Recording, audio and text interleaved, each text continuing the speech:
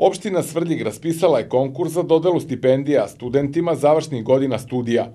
Konkurs je otvoren za studente čiji roditelji i sam student imaju prebivalište na teritoriji opštine Svrljig najmanje godinu dana pre raspisivanja konkursa, a koji su školske 2020-2021. godine upisali završnu godinu akademskih, master akademskih, specijalističkih strukovnih ili specijalističkih akademskih studija.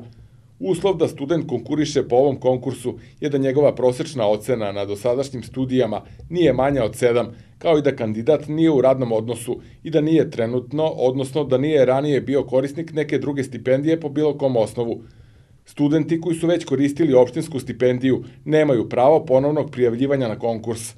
Stipendiranje će trajati koliko je školska godina, a njen mesečni iznos može biti maksimalno 80% od prosečne neto zarade u opštini Svrljig u mesecu pre raspisivanja konkursa. Iznos stipendije takođe zavisi i od raspoloživih sredstava u budžetu opštine Svrljig za tu namenu i broja odobrenih stipendija po raspisanom konkursu.